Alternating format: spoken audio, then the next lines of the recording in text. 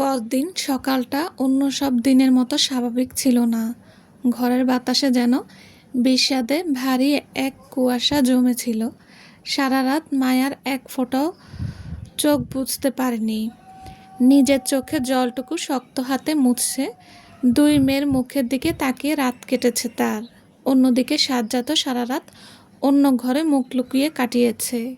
সকালে ইউনিফর্মটা গায়ে চাপিয়ে মায়ের মুখোমুখি হওয়ার কোনো চেষ্টা না করেই সে চোরের মতো বাসা থেকে বেরিয়ে গেল। বলল বটে ডিউটিতে যাচ্ছে, কিন্তু সাজ্জাদের গাড়ি সোজা গিয়ে থামল হালি শহরের এক অভিজাত ফ্ল্যাটের সামনে। তানিয়ার ফ্ল্যাট। কলিং বেল টিপতেই দরজা খুলে দিল তানিয়া। সাজ্জাদ ভেতরে ঢুকেই তানিয়ার বাহু চেপে ধরে গর্জে উঠল, তোমার সাহস হয় কী করে মায়াকে ফোন দেওয়ার আর ওইসব ভিডিও ছবি পাঠানোর? মাথা খারাপ হয়ে গেছে তোমার? তানিয়া এক ঝটকায় সাজ্জাদের হাত ছড়িয়ে দিয়ে ঠান্ডা হেসে বলল, আহা সাজ্জাদ, এত রাগ করছো কেন? 2 বছর ধরে গোপনে বউ বউ খেলা খেলতে খেলতে আমি আর ক্লান্তি এসে গেছে। আমি আমার অধিকার চাই।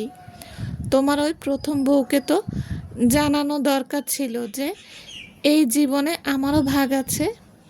অধিকার? সাজ্জাদ দাঁতে দাঁত চেপে বলল, যে কাজটা তুমি করলে তাতে আমার সংসারটা ধ্বংসের মুখে। আমি তোমাকে বলেছিলাম সময় দাও, আমি সব সামলে নেব। তানিয়া তীক্ষ্ণ চোখে তাকিয়ে জবাব দিল, তুমি শুধু আমাকে ঝুলিয়ে রাখবে। সেটা আর হচ্ছে না। যদি তাড়াতাড়ি কোনো ব্যবস্থা না নাও তাহলে এসব প্রমাণের কপি সোজা তোমার এসপি স্যারের টেবিলে জমা পড়বে। বুঝতে পারছো পুলিশের চাকরির কী হাল হবে? সাজ্জাদের রাগ এবার একটু থমকে গেল।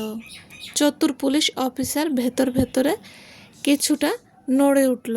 সে নিজেকে সামলে নিয়ে তানিয়ার গালে হাত রেখে নরম স্বরে বলল, আহা তানিয়া, হুটহাট এত উত্তেজিত হও কেন? আমি কি বলেছি তোমাকে রাখবো না? চিন্তা করেও না, মায়াকে আমি সময় মতো সরিয়ে দেব। ওকে বিদায় দিয়ে তারপর পুরোটা সময় তো তোমারই। এখন আমাকে একটু সময় দাও প্লিজ। তানিয়া এক গ্লাস জুস এগিয়ে দিয়ে স্মিত হাসল। সাজ্জাদ সেখানে আর বেশিক্ষণ না দাঁড়িয়ে বেরিয়ে এলো। ফ্ল্যাটের লিফট দিয়ে নিচে নামার সময় সাজ্জাদের ফোনে একটি কল এলো। স্ক্রিনে একটা আন্তর্জাতিক নম্বর ভাসছে।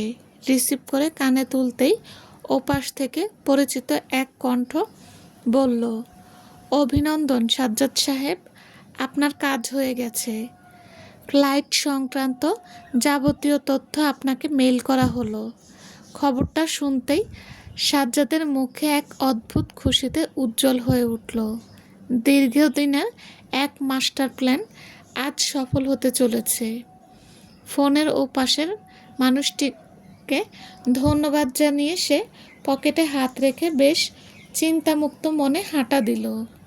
সন্ধ্যায় বাড়ি ফেরার সময় সাজ্জাদ হাত ভর্তি করে মেয়ের পছন্দের মিষ্টি আর মায়ার প্রিয় ফল নিয়ে ঘরে ঢুকল।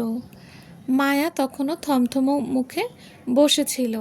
সাজ্জাদ বাচ্চাদের অন্য ঘরে পাঠিয়ে দিয়ে মায়ার সামনে এসে একদম অনুতপ্ত অপরাধীর মতো হাঁটু গেড়ে বসল। মায়া, আমাকে ক্ষমা করে দাও। সাজ্জাদ চোখ ছলছল করে বলল, আজ সকালে আমি ক্লিয়ারেন্স এর জন্য কেস ফাইলগুলো নিয়ে দৌড়াদৌড়ি করেছি। এই তানিয়া একটা ব্ল্যাকমেইলার। আজ আমি পুলিশ লাইনে অফিসিয়ালি নালিশ করে এসেছি। খুব শীঘ্রই ওর ঝামেলা মিটে যাবে। আমাদের এত বছরের সংসার। মিথিলা আর মায়রার মুখের দিকে তাকিয়ে আমাকে একটা সুযোগ অন্তত দাও। সাজ্জাদের মিষ্টি ও বিশ্বাসযোগ্য কথামালা আর কান্নাকাটিতে মায়ার শক্ত বরফ কিছুটা গলতে শুরু করলো। দুই মেয়ের ভবিষ্যতের কথা চিন্তা করে বুকে হাজারটা সন্দেহ থাকা সত্ত্বেও মায়া কোনো মতে আবার আগের মতো সংসার চালিয়ে নিতে রাজি হলো। এরপর কয়েকদিন বেশ ভালো স্বাভাবিকভাবেই কেটে গেল। সাজ্জাদ আগের চেয়েও বেশি মায়া আর বাচ্চাদের যত্ন নিতে লাগলো, যেন কিছুই হয়নি, সব একদম নিখুঁত।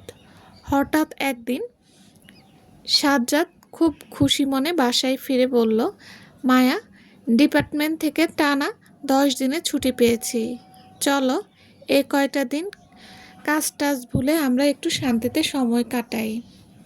মায়াও যেন হাঁপ ছেড়ে বাঁচল। ছুটির প্রথম দিন বিকেলে সাজ্জাদ বলল, আজ রাতে স্পেশাল রান্না হবে, আমি নিজে বাজার থেকে ফ্রেশ মাছ আর মাংস নিয়ে আসি। এই বলে সাজ্জাদ বাজারে যাওয়ার কথা বলে বাসা থেকে বেরিয়ে গেল।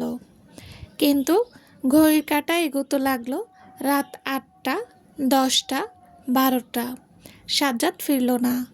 মায়া বারবার তার নম্বরে ফোন দিল, কিন্তু প্রতিবারই জানালো যে নম্বরে সংযোগ করার চেষ্টা করছেন তা এই মুহূর্তে বন্ধ রয়েছে। চিন্তায় মায়ার মাথা খারাপ হওয়ার জোগাড়।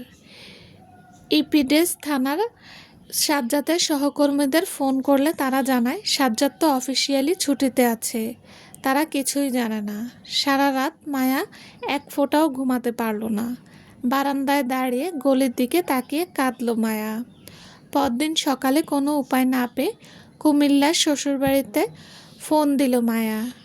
শ্বশুরই ফোন রিসিভ করে মায়া কেঁদে ফেলে বলল, মা, সাজ্জাদ গতকাল বিকেল থেকে নিখোঁজ, ফোন বন্ধ, থানাতেও নেই, আমি খুব চিন্তায় আছি। ওপাশ থেকে শাশুড়ির গলায় অদ্ভুত এক ইতস্তত ভাব। থমথমে গলায় তিনি যা বললেন তা শুনে মায়ার পায়ের নিচে মাটি একদম সরে গেল। মায়া, সাজ্জাদ তো কাল রাতে কানাডার ফ্লাইটে উঠে গেছে, ও কি তোমাকে কিছু বলেনি? কানাডা? মায়ার গলা দিয়ে কোনো শব্দ বের হচ্ছিল না। হ্যাঁ, ওর তো অনেক দিন ধরেই কানাডা সেটেল হওয়ার প্ল্যান ছিল। পেপারস রেডি হতেই কাল হুট করে চলে গেল। আমাদের বলেছিল তোমাকে নাকি সব জানিয়ে এসেছে। মায়ার হাতের ফোনটা ধপ করে ফ্লোরে পড়ে গেল। যে মানুষটা কাল রাতে বাজার করার অজুহাতে ঘর থেকে বের হলো, সে আসলে স্থায়ীভাবে দেশ ছেড়ে পালিয়ে গেছে। কোনো শেষ কথা নেই, শুধু 2 মেয়ে নিয়ে মায়াকে এক অনিশ্চিত ভবিষ্যতের মুখে ফেলে রেখে চলে গেল। কানাডা পৌঁছেই কয়েকদিন পর সাজ্জাদ আবার মায়ার সাথে যোগাযোগ শুরু করে। সে অত্যন্ত মিষ্টি গলায় ফোন করে মায়াকে বুঝাতে শুরু করে, মায়া, জরুরি একটা অফিসিয়াল ডেপুটেশন আর সিকিউরিটি রিজনের জন্য আমাকে হুট করে কানাডায় চলে আসতে হয়েছে। তোমাকে তখন বললে তুমি কান্নাকাটি করতে, তাই শেষ মুহূর্তে বলতে পারিনি। সাজ্জাদ সেই আগের মতো মিষ্টি কথা, অনুশোচনার অভিনয় আর মেয়েদের জন্য ভালোবাসা দেখানোর চেষ্টা চালিয়ে যায়। তানিয়ার প্রসঙ্গ উঠলেই সে এড়িয়ে গিয়ে আশ্বাস দেয়, তানিয়াকে আমি লিগেল নোটিশ পাঠিয়েছি মায়া, খুব শীঘ্রই আইনি ঝামেলা চুকিয়ে ওকে পুরোপুরি জীবন থেকে বাদ দিয়ে দেব। তুমি শুধু কটা দিন অপেক্ষা করো। কিন্তু মায়া আর আগের মতো সহজ সরল নেই। তার চোখ থেকে সরলতার অন্ধ চশমাটা ততক্ষণে খসে পড়েছে। সে মুখে সাজ্জাদের সব কথা নিঃশব্দে শুনে যায়, কিন্তু ভেতরের কোনো শব্দ আর বিশ্বাস করে না। সে বুঝে গেছে সাজ্জাদ একজন চতুর অভিনেতা। সাজ্জাদ নিয়মিত টাকা পাঠায়, ভিডিও কলে মেয়েদের সাথে হেসে কথা বলে। মায়া কেবল 2 মেয়ের মুখের দিকে তাকিয়ে পুরো বিষয়টায় একটা স্বাভাবিকতার অভিনয় করে যায়। ভালোবাসা বা বিশ্বাসের জায়গাটা মরে গেছে। সে এখন কেবল মেয়েদের ভবিষ্যতের চিন্তায় এই মিথ্যা সংসারের টিকে আছে। কিন্তু মিথ্যা আশ্বাস যে কতদিন ঢাকা থাকে। কয়েক মাস পরের কথা, হঠাৎ একদিন মায়ার শাশুড়ি কুমিল্লা থেকে ফোন করেন। শাশুড়ির গলায় স্পষ্ট অপরাধবোধ ও ইতস্তত ভাব। মায়া, তোমাকে একটা কথা বলার ছিল। শাশুড়ি ইতস্তত করে বললেন। হ্যাঁ, কি হয়েছে মা? মায়া শান্ত গলায় জিজ্ঞেস করল। তানিয়া তানিয়ার একটা ছেলে সন্তান হয়েছে, কাল রাতে জন্মলো। সাজ্জাদ নাকি কানাডা থেকেই ওর সব ব্যবস্থা করে রেখেছিল। কথাটা শুনে মায়ার মুখে এক ফোঁটাও বিস্ময় ও দেখা গেল না, বরং ঠোঁটের কোণে ফুটে উঠল এক বিষাদময় হাসি। সাজ্জাদ যে তানিয়াকে ছাড়েনি, বরং আড়ালে তানিয়ার পুরো দেখভাল করছিল আর তাকে দিয়ে সন্তান আনছিল, এই সত্যটা মায়াকে নতুন করে আঘাত দিল না। কারণ সে তো আগে থেকেই জানতো লোকটা ভন্ড। শাশুড়ি ভাবছিলেন মায়া হয়তো কান্নাকাটি করবে, চিৎকার করবে, কিন্তু মায়া একদম শান্ত রইল। সাজ্জাদ ভেবেছিল দূরত্ব আর মিষ্টি কথা দিয়ে সে মায়াকে অন্ধ বানিয়ে রাখবে, আর এদিকে অন্য সংসারও চালিয়ে যাবে। কিন্তু এখন আর কোনো বিভ্রান্তিতে নেই। এত বড় সত্যটা জানার পর মায়াও সাজ্জাদকে ডিভোর্স দেয় না, কোনো ভালোবাসার টানে নয়, কিংবা সাজ্জাদকে ক্ষমা করে দিয়েছে বলেও তো নয়, বরং শুধুই তার দুই মেয়ের কথা চিন্তা করে। সমাজে বাবা ছাড়া সন্তান হিসেবে মিথিলা আর মায়েরা যেন কোনো কটূক্তি বা অবজ্ঞার শিকার না হয়।